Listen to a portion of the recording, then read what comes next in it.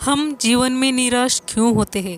बुद्ध कहते हैं कि किसी भी निराशा दुख का कारण तृष्णा है, यानी कि हम दूसरों से कुछ अपेक्षाएं रखते हैं। वो इच्छा आकांक्षाएं अगर पूरी नहीं हुई तो हम निराश होते हैं। हम क्यों अपनी ज़िंदगी इतनी सस्ती बना रहे?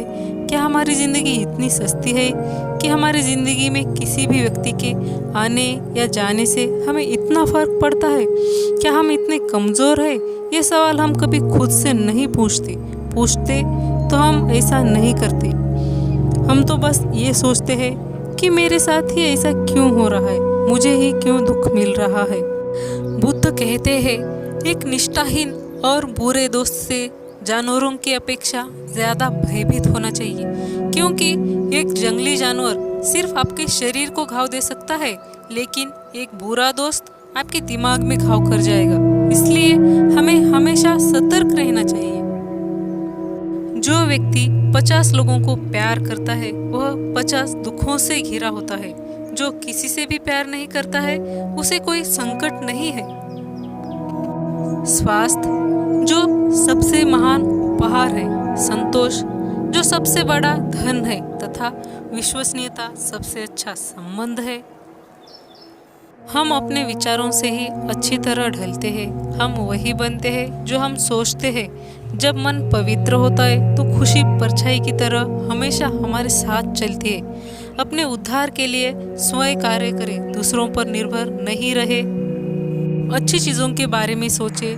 हम वही बनते हैं जो हम सोचते हैं, इसलिए सकारात्मक बातें सोचे और खुश रहे।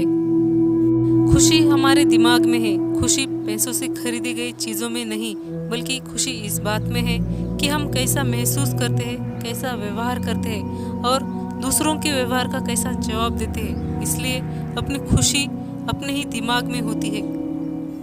जिंदगी में अपना रास्ता स्वयं बनाए।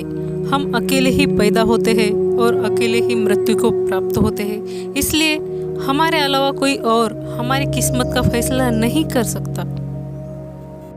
निश्चित रूप से जो नाराजगी युक्त विचारों से मुक्त रहते हैं वही शांति पाते हैं। हर अनुभव कुछ न कुछ सिखाता है, इसलिए हमें अपने अनुभव का उपयोग अपना जीवन बेहतर बनाने में करना चाहिए, न कि किसी एक ही बात को लेकर बैठना चाहिए। हर दिन की अहमियत समझे। जो वक्त गुजर जाता है वो कभी वापस नहीं आता, इसलिए वक्त को सफल बनाने में लगाना चाहिए। न भूतकाल की सोचो, न भविष्य की चिंता करो। अपने दिमाग को वर्तमान में एकाग्र करो।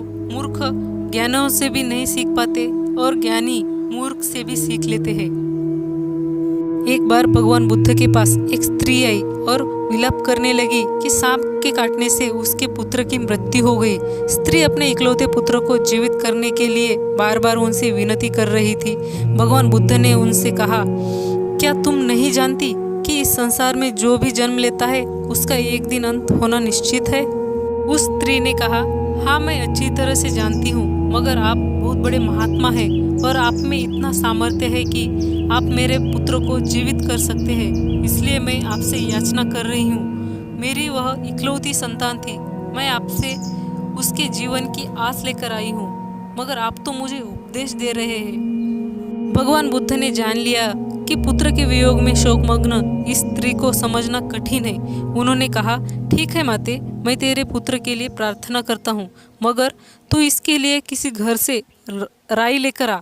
लेकिन इस बात का ध्यान रखना कि जिस घर से भी तू राई लेकर आएगी उस घर में कभी किसी की मृत्यु नहीं हुई हो। स्त्री के मन में बेटे के जीवित होने की कुछ आशा जाग गई। उसने सोचा कि राई तो आसानी से प्राप्त हो जाएगी। वो राई लाने के लिए निकल गई, लेकिन वह जिस घर में जाती वह यही जवाब मिला कि उनके घर में किसी न किसी की मृत्यु अवश्य हुई है।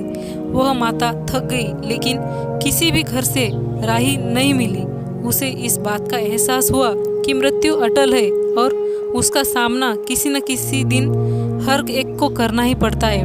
वह माता थक हारकर भगवान बुद्ध के पास लौटी और भगवान बुद्ध से कहा कि उसे कोई ऐसा घर नहीं मिला जहाँ किसी की मृत्यु नहीं हुई हो। उसने भगवान बुद्ध को प्रणाम किया और कहा कि अब मैं अन्य लोगों की तरह इस दुख का धैर्य और साहसपूर्वक सामना करूंगी। इस तरह से हर किसी के जीवन में दुख है, लेकिन हमें उस दुख को लेकर नहीं बैठना चाहिए, बल्कि उसका सामना करना चाहिए और अपना जीवन सफलतापूर्वक जीना चाहिए। तो दोस्तों, आज के वीडियो में बस इतना ही। आशा करती हूँ आपको ये वीडियो अच्छा लगा हो। Thank you.